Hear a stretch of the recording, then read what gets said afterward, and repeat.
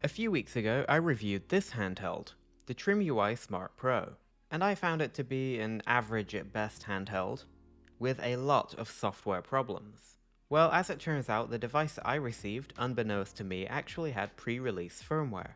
And so after a little back and forth with my supplier and the company, I decided to give this device a second look with the updated firmware. And I gotta say that the file server on the TrimUI website is incredibly slow. This download took forever. But that's besides the point. Most devices should ship with this firmware anyway, so I'm not going to go into the update process here. So here I am with the updated firmware. And I want to say that I did do a complete fresh install of this, including resetting all the settings and everything like that. And to be perfectly honest, most of my initial complaints about this device are still valid here, because not all of them were software related. But let's go over what has been fixed in software. The most welcome fix is just a generally improved UI. Everything's a bit snappier and nicer to use. And there's no long loading time when you enter a game list anymore, which is very good. There's also the addition of a 2048 app in the app section, which, I don't know, I like that game, so I'm happy to see it here. And the calibration software for the analog sticks has been fixed too. Now I will say this calibration software does seem to work really well, and it has masked what I think is actually a physical stick drift issue that I have on the left stick, which you can see by it kind of wobbling around like I showed in my initial review. Another thing that's definitely been fixed is Nintendo DS. The performance seems to be a lot better, and the virtual microphone works as well. What doesn't work though is the physical microphone. So I still don't know what the purpose of this mic being on here allegedly is, it just doesn't do anything. Also not fixed is high resolution rendering for DS. You still get this weird interlacing issue. That's not to say that I think this device would be able to handle any upscale DS anyway. So fixed are the RetroArch saving issues that I described in my previous review.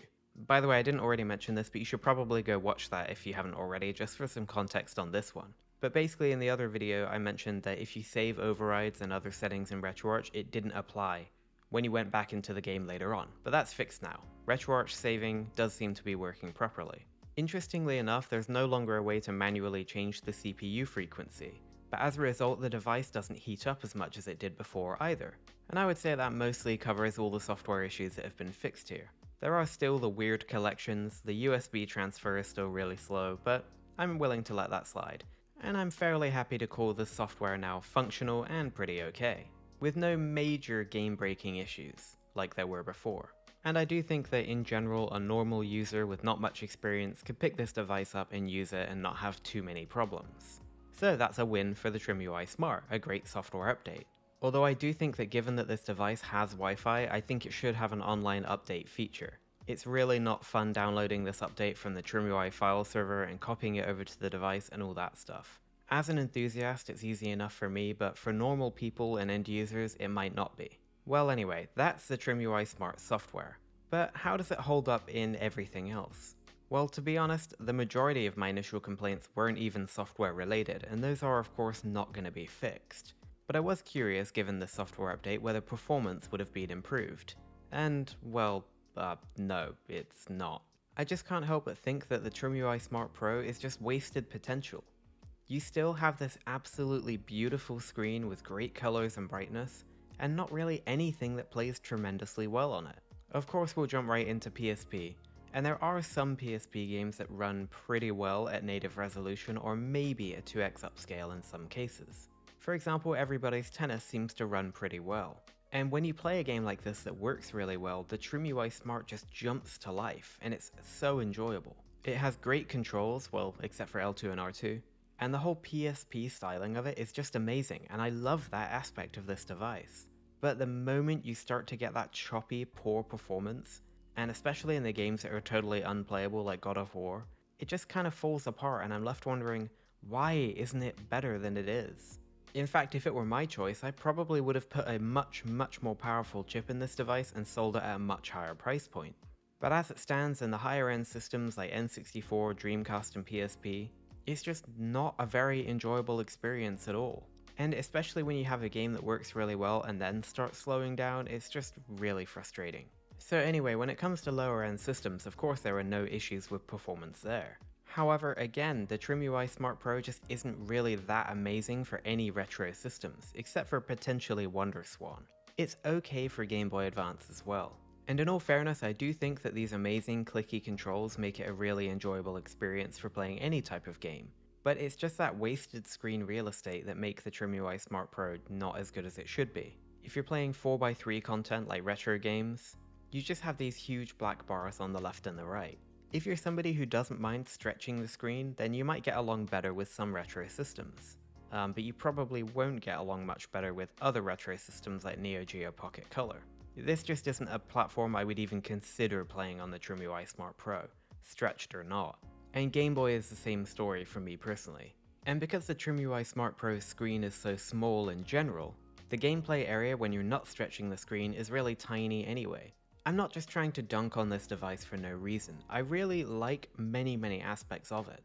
And the controls really do make up a huge amount for the wasted screen real estate. But I still stand by my initial impression that this device just feels like wasted potential. If it was kind of worse for retro systems but it worked really well for PSP, even at 1 or 2x, I wouldn't have any problems.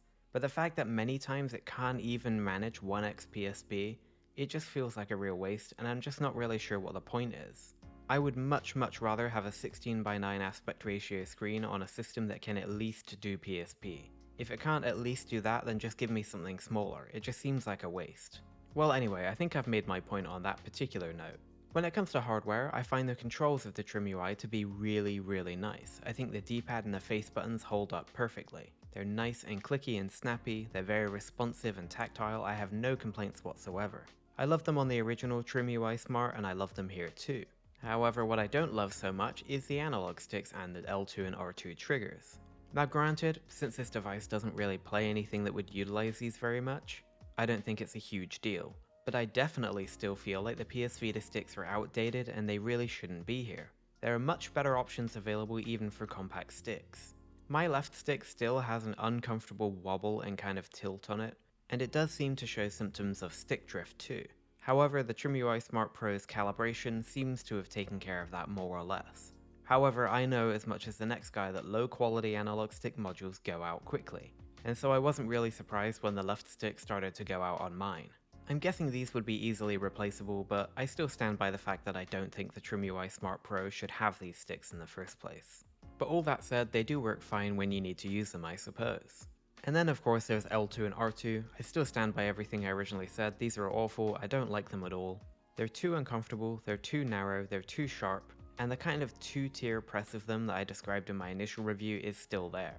However, I will say that a commenter, David Filskov of the ClickyControls YouTube channel, has gone to quite some lengths to improve these L2 and R2 buttons, and to remove that nasty kind of membrane push before the click. So I'm a big fan of that, I might even give it a go on mine sometime.